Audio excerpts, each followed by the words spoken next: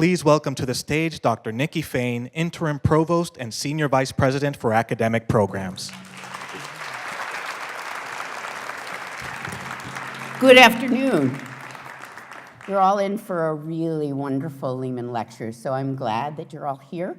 Welcome to my favorite high school students. Where are my high school students? Yes.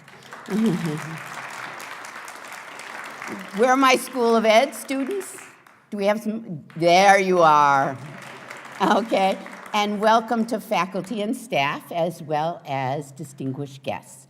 There's one guest that I specifically want to welcome back today, and that's the second president of Lehman College. So he's the gentleman that hired me. And so I'm eternally grateful that he brought me to Lehman College because it's been a really terrific experience. So, Ricardo, I'm going to embarrass you. President Fernandez, will you stand up for a round of applause?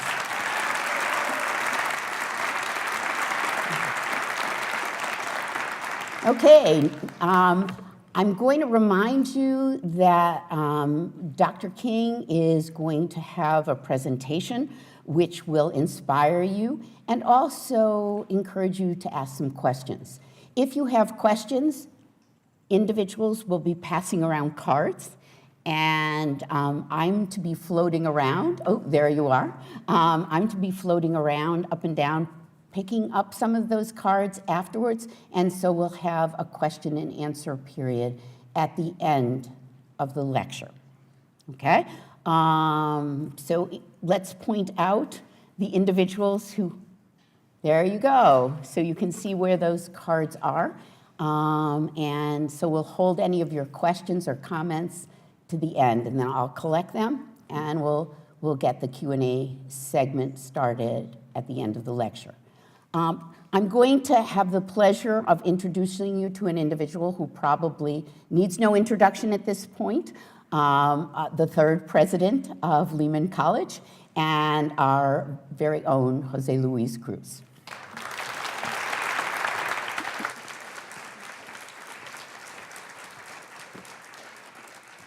Good afternoon, and welcome to the 49th Annual Herbert H. Lehman Memorial Lecture. This year, we are commemorating the 50th anniversary of Lehman College. In the months ahead, we will be celebrating this important milestone by hosting cultural events, academic conferences, award ceremonies, lectures, and other gatherings, all reflecting our remarkable past and ongoing efforts as a driver of transformative change for the more than 13,000 students who have entrusted Lehman with helping them meet their full potential. Today's lecture will set the stage well for our extended celebration of 50 exceptional years of Lehman as an engine of opportunity, a vehicle of upward mobility, and a driver of transformative change. 50 impactful years of Lehman as the intellectual, economic, and cultural center of the great borough of the Bronx. 50 formidable years of Lehman as a fierce defender of the tenets of social justice that characterized the life's work of our namesake, Herbert H. Lehman, one of the 20th century's great statesmen and humanitarians. So it is only fitting that John B. King, Jr., one of our nation's foremost champions of equity in educational policies and practices, delivered this year's Lehman Lecture, as the college takes on the challenge to expand opportunity within the Bronx and beyond as we enter the second half of our first century. Dr. King's own schooling mirrors the kind of transformative journey experienced by many CUNY students. Students who face seemingly insurmountable hardships along the way, but find transcendence in learning and support in a community of educational mentors. As the first African-American and Puerto Rican New York State Education Commissioner, then as U.S. Secretary of Education, and now as President and CEO of the Education Trust, Dr. King, through his own courage and great deeds, has helped open the doors of opportunity for countless individuals. In the context of our changing world, that means educating, empowering, and engaging all students, regardless of their background. I've known John King now for a couple of years, mostly through my interaction with the Education Trust, where he currently serves as the CEO and president. And one of the things that I admire most about him is his quiet confidence, his analytical mind, and the way that he is able to speak strongly and defend fiercely the tenets of social justice without needing to raise his voice or demean others, as seems to be the norm now in our nation's capital. Just this morning, he put out a statement on the 2017 National Assessment of Educational Progress results. And there's one line in that statement that I want you to focus on as you listen to his speech. The line says, "If we fail to educate students of color and students from low-income families, we have no future as a nation." Ladies and gentlemen, help me welcome to this podium Dr. John King, Jr.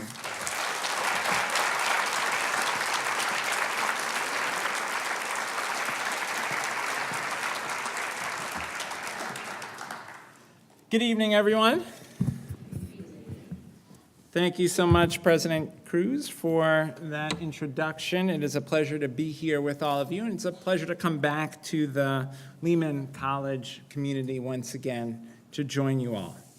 It's a pleasure to celebrate the important anniversary of Lehman College and its dedication nearly 50 years ago, and it's an important moment to celebrate the role that Lehman plays in American society. Indeed, Lehman College is a leading national engine of social mobility, one of those colleges that creates for students not only the opportunity to get an education that will equip them for career success, but the opportunity to reach their dreams, to exceed even their wildest expectations or their family's wildest expectations by equipping students with the skills they need for success in the economy and as citizens.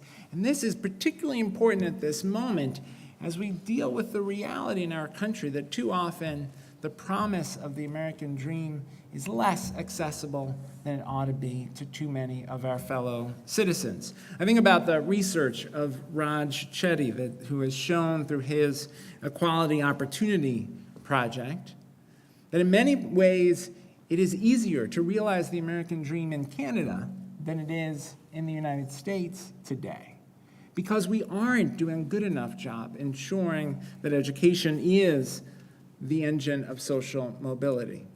But CUNY in general and Lehman in particular are showing that you can break cycles of poverty, that you can create for students a pathway to a different life than they may have experienced as young people.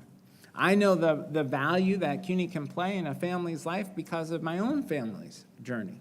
My mother was born in Ponce, in Puerto Rico. She came here as a young child with her mother, my grandmother, who was a garment factory worker here in the Bronx. They came to the Bronx, and it was New York City public schools that gave my mother the opportunity to learn English, to learn academic skills, to go on to Hunter College, to become a teacher and a school counselor.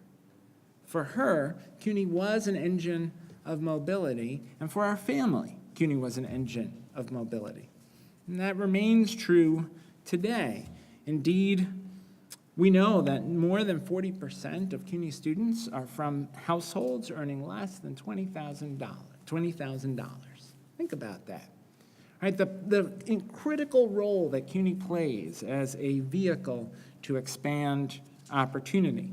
Here at Lehman, vast majority of students are recipients of Pell Grants, and yet we know from decades of evidence that students, despite the economic challenges they and their families may face through their Lehman education, are getting an opportunity for a different future. Part of that is grounded in Lehman's commitment to help students find the supports they need to thrive. And those aren't just academic. We have to acknowledge that in this moment of great economic inequality, often for students, some of the greatest challenges on college campuses are economic. They come down to things like access to food and housing and transportation and childcare. But Lehman is a place that is committed to helping students with the supports that are necessary. I think about the food pantry that I heard about from students and faculty today, the critical role that plays. Recently, the Wisconsin Hope Lab did a study that showed amongst the surveyed students, more than a third were food insecure. And roughly a third were also housing insecure. So things like the Lehman Food Pantry play a critical role in creating opportunity for students.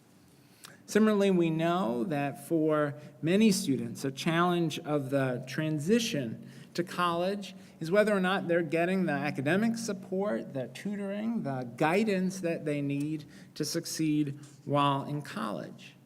And we know that's happening at Lehman. When I was talking with students earlier today, they described Lehman as having a culture of care.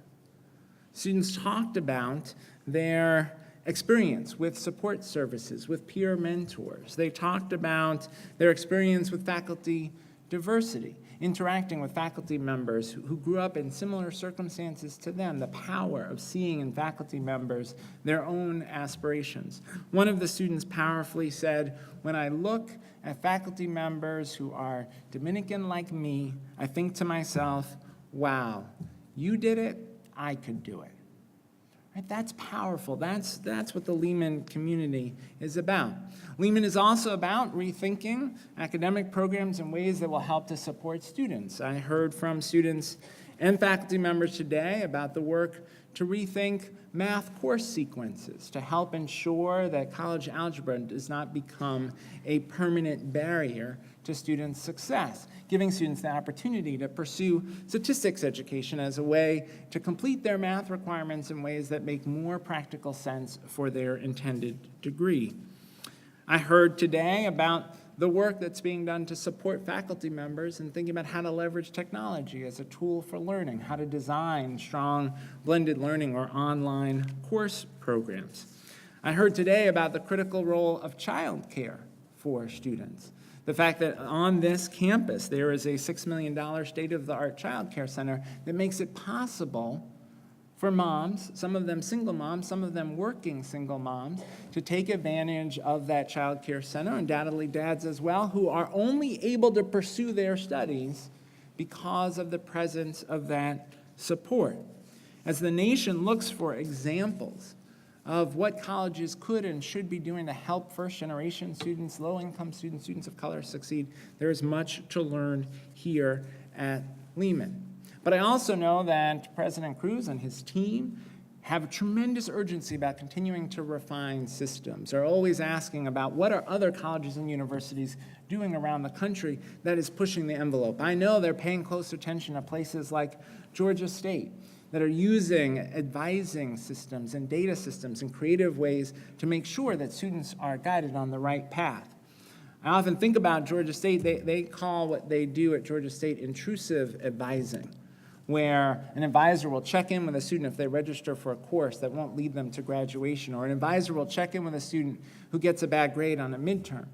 But I feel like intrusive advising is perhaps a little too complicated a term. In my family, we just call it nagging, right? But nagging is crucially important for student success. And the reality is that for first-generation students, for working adults, who are trying to balance work and family responsibilities, having someone who's paying attention and helping to support you can be the difference between staying and finishing or dropping out with debt and no degree. So there's much that Lehman is doing and will continue to do in fulfilling President Cruz's vision of doubling the number of high-quality degrees and credentials here at Lehman. The plan that students talked about as 90 by 30. I like that because I knew that that's what he called it, but there's something powerful when you hear that from the students. Right? The students, one of the students said, "This is a campus with a clear vision. Whenever I see 90 by 30, I think about that clear vision." That's powerful from students. Right? That's a commitment that this community has made to keep doing better, to keep doing more for the Bronx and for New York City. In order to succeed in that ambitious 90 by 30 goal, it's critically important that everyone on the campus, everyone in the community understand the moral and educational imperative to ensure that the doors of higher education are open to all, but also that the students who walk through those doors get all of the supports that they need in order to not just enroll in college, but ultimately graduate from college. To succeed in the goal, the 90 by 30 goal, the university will have to continue to work to strengthen all of the supports that we've talked about. But I want to use most of our time today to talk about the way in which succeeding in reaching that goal will also require thoughtful partnership with P12 education. That higher education cannot alone achieve our greatest aspirations without thinking carefully about partnership with P12. And I want to suggest several key ways, and I want to challenge you to add some new ambitious goals to the 90 by 30 goal. One thing we know is that we face significant achievement gaps in this city, and President Cruz talked about the NAEP results today that once again confirm for the nation and for the state the distance we have to travel in fulfilling the promise of equal educational opportunity. We know, for example, that here just 21% of African American students and 25% of Latino students are proficient in math, compared to 59% of white students here in New York City. Think about what that means, that the proficiency rate for white students is more than double that for African American and Latino students in math. The numbers are similar in English language arts, about 30% proficient for Black and Latino students, about 60% proficient for white students. It's on New York State assessments. We also know that we see these significant gaps in graduation rates. The national graduation rate is about 84%, the highest it's ever been. New York City has made tremendous progress over the last 2 decades. The New York City graduation rate is about 71%. But we see that the graduation rate for African American students and Latino students is significantly lower than that for white students. And think about what it means to enter the 21st century economy without even a high school diploma. So we know that there are challenges in our P12 education system. We are not yet delivering the quality opportunities all students need, and there is a role I want to suggest today for Lehman to play in that. One critical role is to help students make the transition from high school to college. And I heard about this talking today with college students here on campus as well as the Frederick Douglass students who are here with us. It's powerfully important for high school students to have experiences on college campuses. And that is something that Lehman is delivering through the Bronx Institute and the summer enrichment programs. Something that Lehman is delivering through the dual enrollment programs at the High School of American Studies. But I want to suggest there is an even more ambitious set of policies to think about for the borough of the Bronx. Right, when we look across the country and you ask, what are the programs that are helping students effectively navigate the transition from high school to college? I think about programs like Bottom Line or One Goal, programs that work to not only help high school students plan out their post-secondary future, but provide intensive support as they navigate the application process, the FAFSA process, the process to secure student financial aid. They also provide ongoing support, bridge programs into college and support through the early years of college. What if Lehman and other higher ed partners in the Bronx were to take on an ambitious agenda to say that every student in the borough of the Bronx who graduates from high school, every senior, will complete the free application for federal student aid? Right, that every high school principal will be asking of every senior, this is what I do when I visited high schools, have you filled out the FAFSA yet?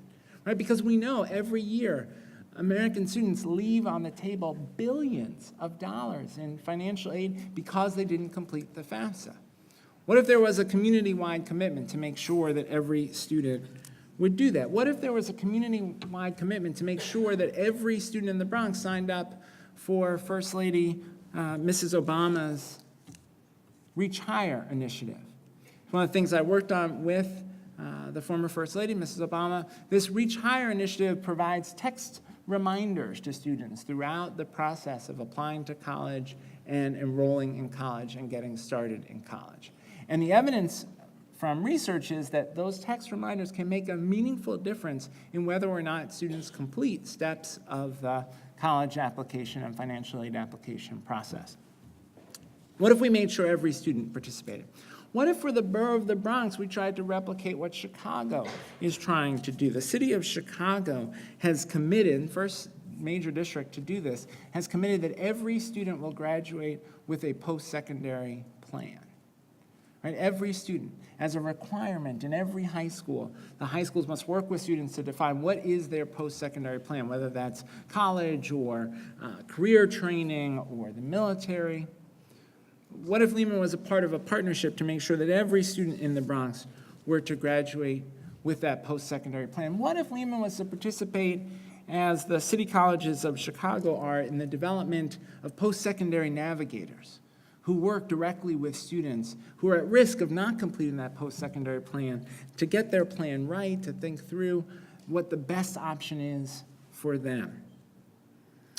Last year, President Cruz calculated that if all Bronx residents who are 25 and older with at least a high school diploma earned a bachelor's degree, they would earn an additional $6 billion in annual income and generate an additional $2.8 billion in annual tax revenue.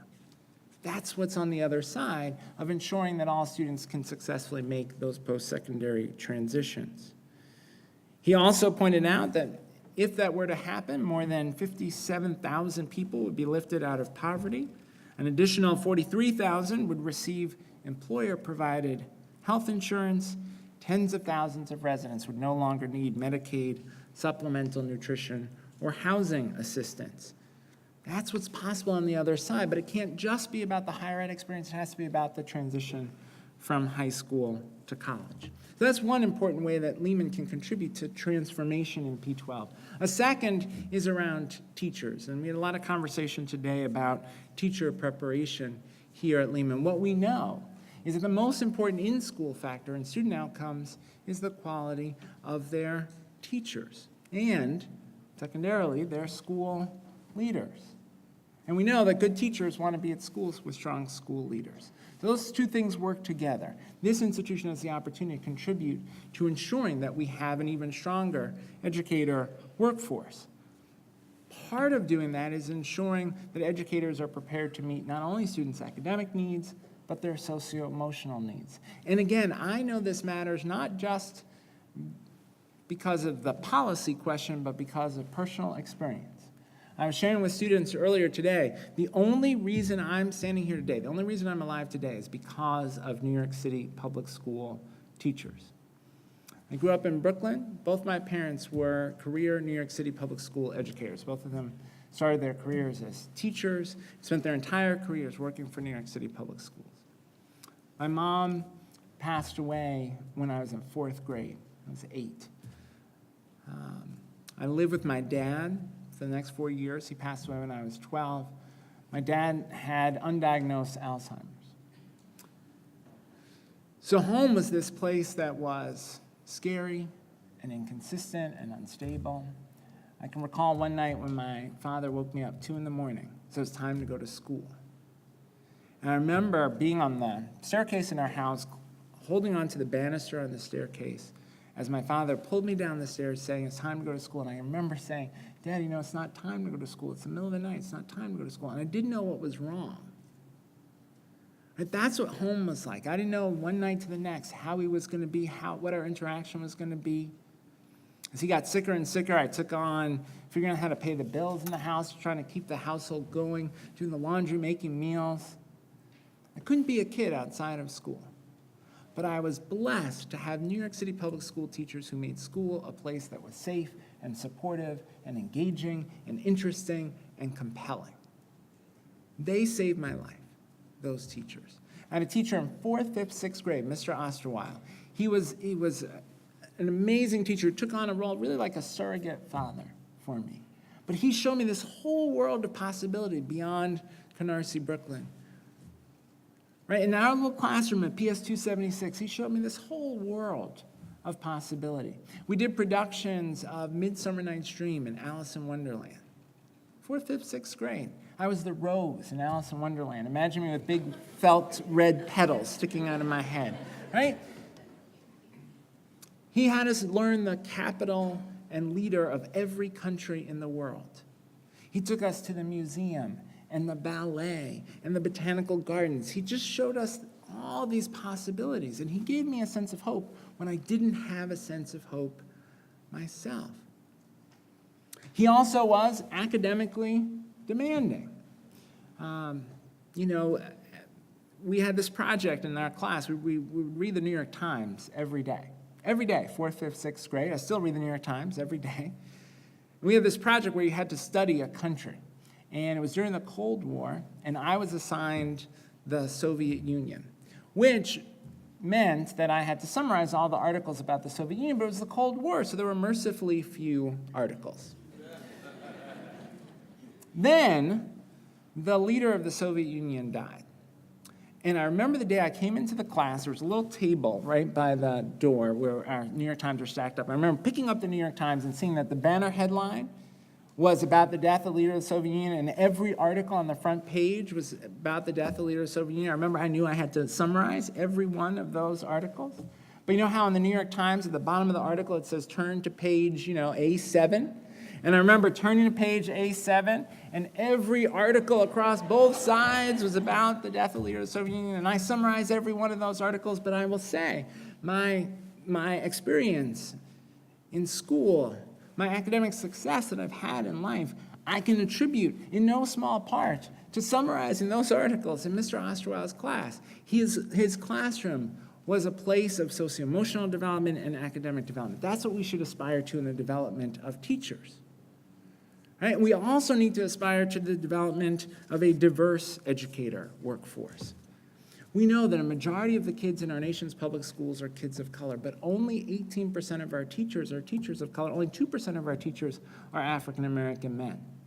It's a problem for kids of color because we know that kids of color benefit from seeing role models in the classroom. We know, for example, from a study done recently at Johns Hopkins, a very large data set in North Carolina that showed that African American students who had at least one African American teacher in elementary school were more likely to graduate from high school. It matters. It matters whether or not students can see themselves in their teachers, just as it matters here on campus. But it also matters for white students to see teachers and leaders of color in their schools and classrooms. I have a colleague who says, it's a little bit harder to be racist if you learn calculus from an African American teacher. A little bit harder. Right? Not impossible, but a little bit harder, right? There's something very powerful about seeing people of color in those leadership roles in classrooms and schools. And we know, including from work that Ed Trust New York has done, that for too many students, they don't see that. For 10% of our African American Latino students in the state, they are in schools and districts where they will never see a teacher or principal of color. More than a third of our white students are in schools where they will never have a teacher or principal of color. That's a missed opportunity, and Lehman can be the difference in that. Lehman already is producing a very large pipeline of teachers of color and bilingual teachers. That's powerfully important. We know, for example, that when students are assigned to teachers of color, they are less likely to be subject to exclusionary discipline and more likely to be referred for gifted programs. It's powerful to build that pipeline of teachers. And where I want to challenge you is to say, how do we build that pipeline even more so into our high schools? Right? Is there an opportunity to think about grow your own programs across the borough that would get high school students involved in meaningful opportunities to volunteer with and mentor younger students so that they can see themselves as future teachers? Illinois has a new Grow Your Own program in Chicago that includes not only partnership between teacher preparation programs and school districts, but also community-based organizations. Students in that Grow Your Own program are getting support, wraparound support, including mentoring, coaching, even subsidies for transportation and childcare. There's a new program in Washington State focused on preparing bilingual educators. They're working with high school students to recruit them to become bilingual teachers in high-needs areas like STEM and early childhood education, as well as bilingual education. Boston has a new high school to teacher program which identifies high-achieving high school students largely of color. 87% of the participants are African American or Latino. They provide them with mentors, opportunities to take college prep courses, financial incentives, and a path into teaching. It's the kind of work that New York City Men Teach is doing in partnership with Lehman, among other campuses, but we need to do more of it faster, because think about that disconnect. 18% of the teachers are teachers of color. Majority of kids in our nation's public schools are kids of color. We've got to close that gap, and the way that we'll do it is by growing up some of these young people sitting right here, right, to become our future teachers. No pressure, no pressure. So, the work on the transition between high school and college, the work on a teacher pipeline of well-prepared, diverse teachers. Third, there's a critically important role that Lehman can play with teachers and principals, helping them reject a false mythology that has emerged in how we talk about education in the United States. And the mythology goes like this. There's a set of people who say, you know, if kids are poor, if kids are from neighborhoods that are struggling, there's nothing school can do. Imagine if Mr. Oswald had said of me, here's an African-American, Latino male student, family in crisis, going to New York City public school. What chance does he have? And turned his back on me. It can't possibly be right. But it also can't possibly be right that school is all that matters, because we know kids don't live at school, right? Kids live in communities and families. And so what happens outside of school certainly matters. So we have to reject that we have to choose between those two. We have to say, no, we've got to do both and. We've got to provide kids with the support they need inside of school to succeed academically and socio-emotionally, and we've got to provide the right out-of-school supports. And then Lehman can instill that value and vision in teachers and principals. I think about the work done recently at Johns Hopkins. They did this groundbreaking, radical study about vision care. I'm going to tell you about it. You're going to be shocked. When you have students who can't see the board or can't read the book, they do worse. I know it's a shocking finding. And they found that if you help students get glasses and appropriate vision care, wait for it, and they can see the board or read the book, they do better. Right? That acknowledging that kids have untreated vision problems, that those need to be treated in order for them to be successful, isn't giving in. It isn't making excuses. It isn't blaming. It's acknowledging the reality that kids need those supports. If kids are hungry, if kids are homeless, if kids are in a home where there's untreated substance abuse, that's going to impact kids' performance in school. But we can't then walk away and say, well, therefore there's nothing to be done. No, what we've got to say is, how do we organize schools and communities to address those needs and support the students? At the same time, we can't allow anyone to say, well, I'm going to do less for kids in class because there's nothing to be done here. No, it's quite the opposite. We have to do more for kids in class. We have to make school even more compelling, even more engaging, even more interesting, even richer. We've got to make sure that every student has a relationship with an adult in school who can support them. I think about a program in Minnesota that was started by a school counselor called Building Assets and Reducing Risk. A school counselor noticed that in her high school, low-income students and students of color were less likely to graduate. So she asked her superintendent, what I'd like to do is have teachers and counselors meet about the kids who are most at risk on a weekly basis. I'd like to organize our schedule so that we can meet. We're going to identify someone to mentor each kid, and we're going to focus on what supports they need, what's going on with them. We're going to help them get to graduation. The superintendent allowed the school counselor to do this. She did this in her school in Minnesota. The results improved. Her tagline for the program is same teachers, same students, different results. Right? How we organize the adults in school and how adults in school use their time with kids matters. Now, she grew this program then to a few schools, applied for an Investing in Innovation grant from the federal government, from the Obama administration. She got that Investing in Innovation grant. She grew this program to multiple high schools in multiple states, randomized controlled trial, randomly assigning students to this intervention or not. She showed that this intervention was improving academic outcomes and graduation rates. So she then came back and got another grant at an even higher level to scale this program nationwide. It's now operating in 9 states. Right, so we have to reject the false choice. We got to do both, inside of school supports and outside of school supports. We got to make sure that all kids have access to a well-rounded education. Again, this is another place where Lehman, particularly in the training of principals, can be a powerful voice. In too many places, people have responded to our concern about gaps in English and math performance by doing less science, less social studies, less art, less music. It's exactly backwards. Students do better in reading and math when they have access to science, social studies, and the arts. We have to build schools that provide a well-rounded education for all kids, not just rich kids, but all kids. And part of that well-rounded education is also access to AP classes and international baccalaureate classes and dual enrollment opportunities. Right? That's the vision that we have to instill in future teachers and principals. We also must ensure, and this is the final point on the P12 work that I think is so urgent that we must do, we also have to tackle issues of implicit bias. We have to prepare teachers to work in diverse settings. And part of what that means is we have to take on the problem of exclusionary discipline in our schools.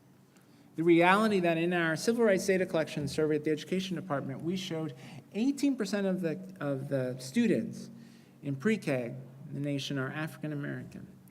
48% of the students who are suspended from pre-K, 4-year-olds, are African American. African American students are more than 3 times as likely to be suspended from school, and in many communities that number is much higher, 4, 5, 6 times.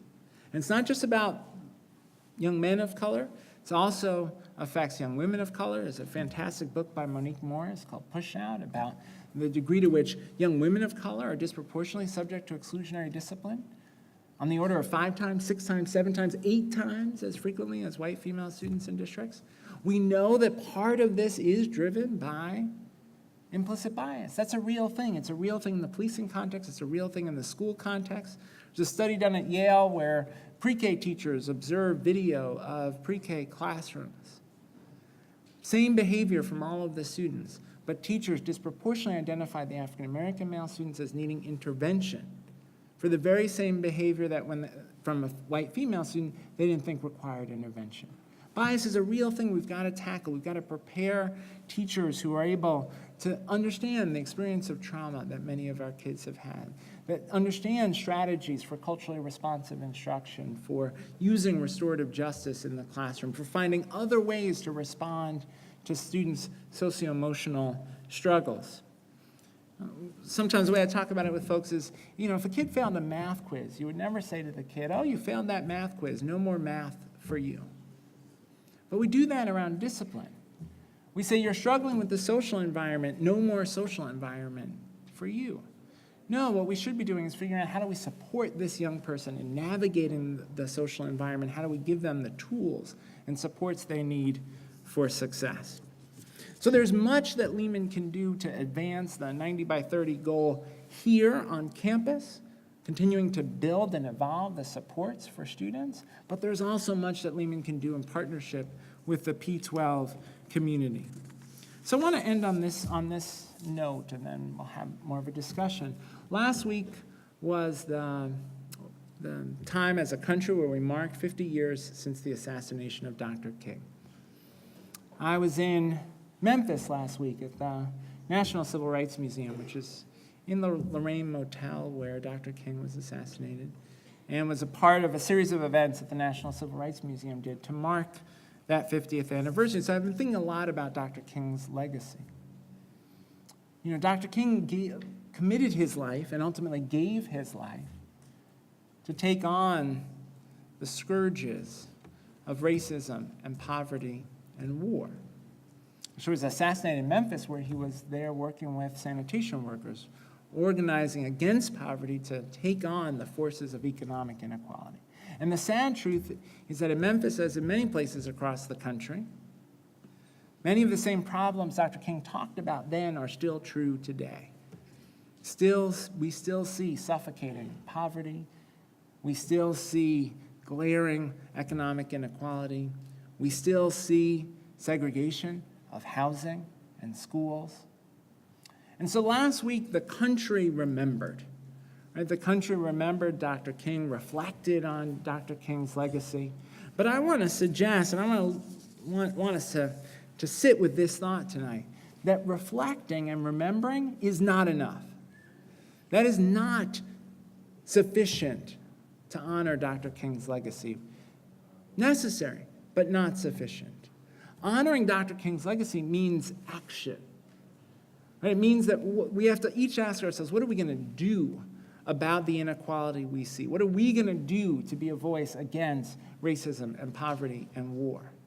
What action will we take? It means that when we look out at a landscape in which we see a federal government retreating from its historic responsibility to protect civil rights, when we see an administration that is taking away the ability of DACA students to pursue their education, when we see an administration that is trying to return us to the policies of mass incarceration.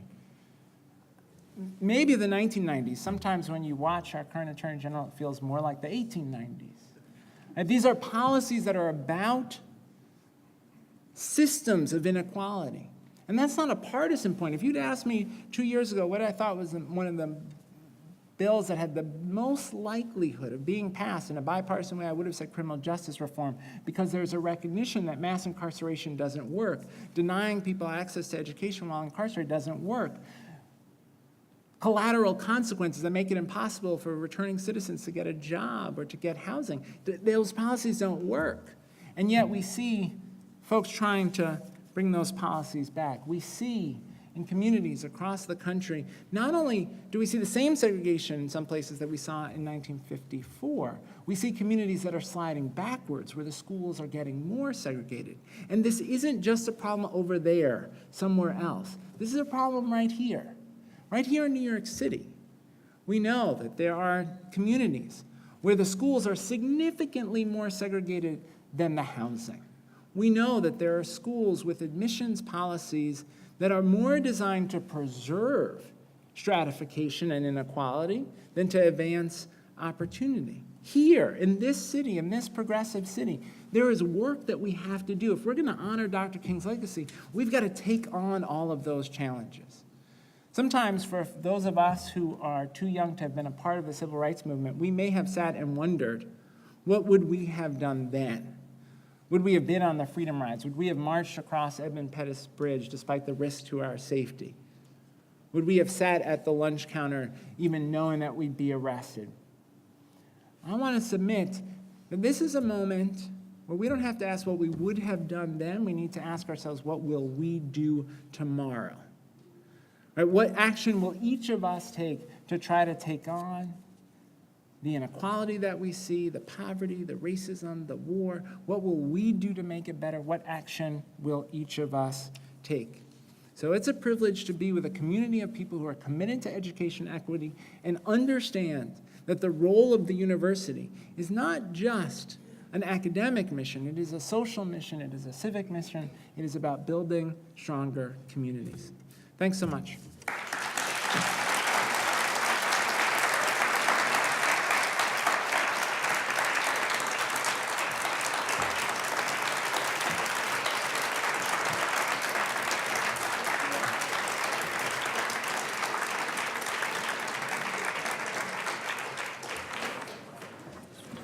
So, Dr. King, you stimulated a great deal of thought in the audience, and so there are lots and lots of questions, and I'm going to try to be fair to all of the individuals, but probably have to limit some of the questions. Otherwise, Dr. King, who's been working for us all day since 12 noon, will be here till 12 midnight. So someone needs to signal to me, since we all know I don't have a really good sense of space or time, when I need to essentially close this down. Okay, first question. Why are we paying attention to the opportunity and achievement gaps? Why not just set standards of excellence we all have to adhere to? Well, I don't see those as mutually exclusive, right?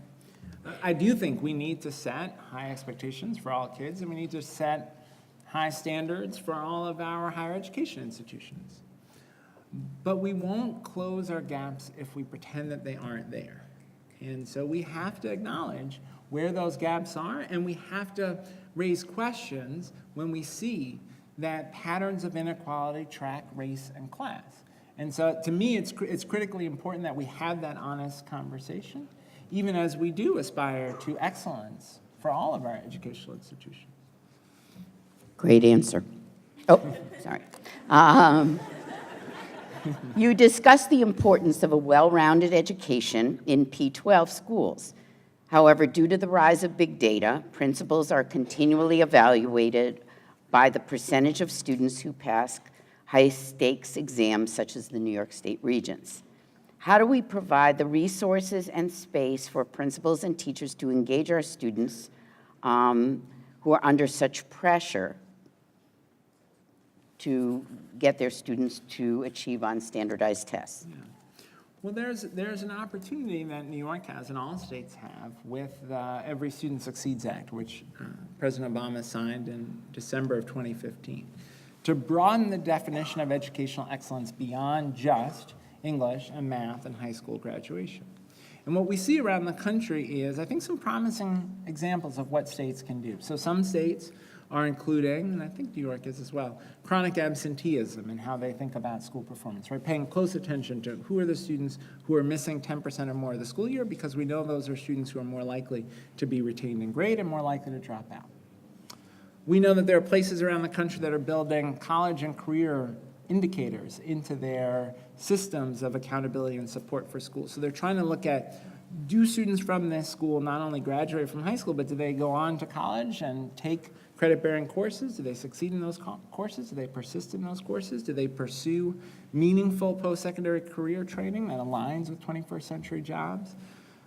Many states are thinking about how to build science and social studies into how they think about the broader mission of schools. So I do think there's an opportunity to broaden that definition.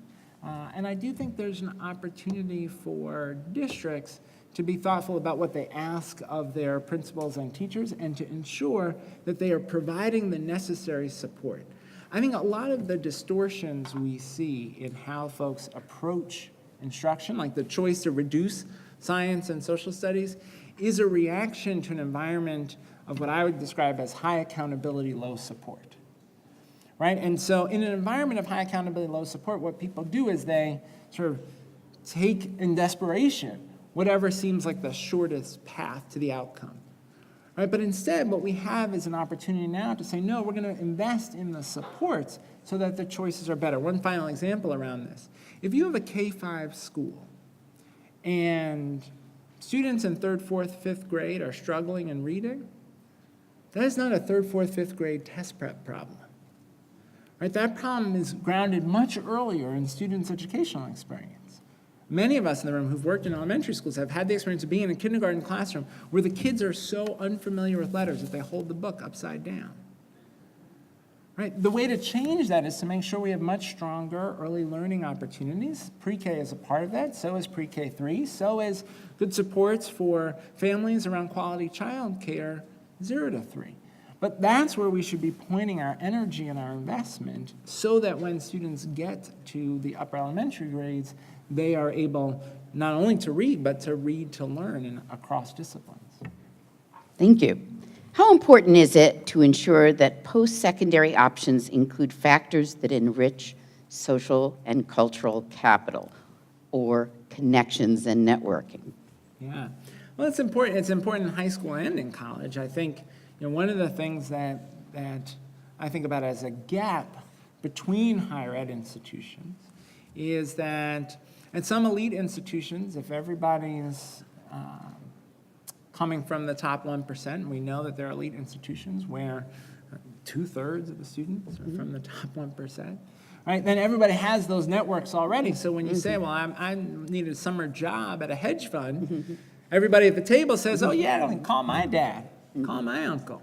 Right, but at other institutions that serve a more socioeconomically diverse population, they don't have that. So it's important then to have the career services office that creates the connection with employers. right? We were talking with students earlier today about just navigating some of the financial choices that they're making, figuring out how to pay their taxes, figuring out how much they should borrow and how they will manage their personal finances while in college and afterwards. And there's work that institutions can do to provide supports, particularly for first-generation students. And one thing we're seeing that's very promising around the country is that first-generation faculty make a difference on those kinds of things, right? Because then in first-generation faculty, students can see folks who had similar experiences who now have access to this much broader set of social capital. So there's a lot to think about there, I think, in both higher ed and in K-12 and in high schools. Thinking about what kinds of experiences are students having in the summer, what kinds of experiences are students having after school, right? How are we giving them access to the kinds of experiences that affluent students often take as a given? So, is there value and a place for pass-fail structured systems to ensure successful transitions to undergraduate education from K-12? Often, this particular author indicated that sometimes law schools have pass-fail grades instead of grades, sort of as a way to get students into law school education. Yeah. What's your thought? Indeed, Yale Law School, I can say, has classes that are honors pass-fail and has long had that system, and it creates a very different law school culture than some of the law schools that have more forced ranking systems. So I'm sympathetic to the notion, and where I would push is that ultimately one of the questions that should underlie how we think about grades is what kind of feedback are students getting that will help them to improve, right? Because whether you have an A through F system or a point system or pass-fail, if students turn in their writing and all they get back is a number at the bottom or a letter at the bottom, that's not going to help them to improve and grow. So I think the time for faculty members to spend on feedback is just so crucial in making sure that students see their coursework as a learning opportunity, right, and as a dialogue with the professor. And that's true in the in-classroom experience, it's true in the online experience, right? Students need that feedback. So I push even further than the pass-fail question and ask, how are we designing feedback systems that will help support student learning? So you knew this was going to come. What's your stance on charter schools now? So it's important to distinguish between different charter sectors across the country. States have taken very different approaches. And I'll contrast the approach taken by Massachusetts and the approach taken by Michigan. So Massachusetts, very high bar to get a charter. The vision is that charters will contribute to the public education sector, that they will collaborate with district schools and share best practices. High bar to get a charter, rigorous oversight of the academic performance and the operations of the school, and a willingness to close schools. Actually, when I was a law student, I interned for the summer with the general counsel of the Massachusetts Department of Education and worked closely with her on the closure of 2 charters that were low performing. So the Massachusetts is true to the original sort of notion of charters as a compact that is about performance and delivering outcomes for kids and families. I contrast the situation in Massachusetts, which has maybe the highest performing charter sector in the country.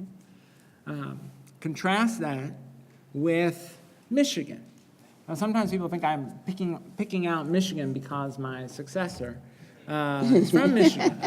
No. But let me tell you, I've been criticizing Michigan for a long time, right? Because Michigan's charter sector and their charter law are a disaster. And they have a charter law that is based on a multitude of authorizers who actually have a financial incentive to keep the schools open regardless of performance. 80% of the charters, roughly 75-80% of the charters in Michigan are for-profits. Many of them exist to extract resources from the public system on behalf of their shareholders. They have countless examples of chronically low-performing schools, of corruption, of the willy-nilly closing and opening of schools. it's a terrible charter sector and a terrible charter law. Now, sometimes people will say, but there are some schools that perform a little bit better than Detroit, which is arguably one of the lowest performing cities in the United States. And my response is that is not good enough. Right? That does not fulfill the vision of charter. It should just perform a little bit better than incredibly low performing schools that are in crisis. No, and so charters, whether or not charters are good depends a lot on the context, the quality of the charter law and the quality of the charter authorizing. Last question. Okay. Since my colleague, Haiping Cheng, always asks me for money, I'm going to ask his question. Are there federal grants available so that we can find ways for Lehman College students to go back to Bronx high schools to help high school students to learn about how to apply for financial aid, how to fill out college applications, and how to transition into college? Yeah. Well, the best sort of existing federal sources for that are programs like the Gear Up program, right? Or some of the other TRIO programs that are designed to get college students into roles where they're mentoring high school students or directly providing services in high schools. There also are federal dollars available for work study. And on many campuses, the work-study jobs disproportionately are campus-focused jobs, but there are other schools that are using their work-study dollars to support students in doing public service work, engaged with high schools and with the community. But this is a place, and maybe this is a good note to end on, this is a place where we should just be investing much, much more as a country. I was telling folks earlier that President Obama made a proposal for $61 billion over 10 years that would guarantee low and middle income students that they could go to community college tuition free. $61 billion over 10 years. And I went to members of Congress and I said, can we please have $61 billion over 10 years? Because folks will go to community college and they will get better jobs and they will contribute more to the economy and we'll spend less on social services and it will be a net financial benefit to the country and to the government even, because we'll have more tax revenue and less dollars on social services, $61 billion over 10 years. And the response was that it's too expensive, can't afford it. Right, we also had a proposal, $75 billion over 10 years to make access to pre-K for 4-year-olds universal for low and middle income families. I was also told, too expensive, can't do it. Those same members of Congress passed a tax cut that will send trillions of dollars to the wealthiest 1% of Americans. That's a values choice. I was saying to folks earlier, one of my favorite things that Vice President Biden would say is, don't tell me what your values are, show me your budget and I will know what your values are, right? That's a values choice. So if we want students in high school to be able to go on to college successfully, we have to invest in those transitional programs. Last point on that, Civil Rights Data Collection Survey, we show that there are 1.6 million kids who go to a school where there is a sworn law enforcement officer and no school counselor. Right, what does that say about what we expect for students, what we expect from students, and what we expect of ourselves as a society? Right, so there are some federal grants, but there should be a lot more resources available to ensure that every child in the United States and every adult in the United States has the opportunity to pursue post-secondary education so that they and their families can thrive. That is a really good way to end.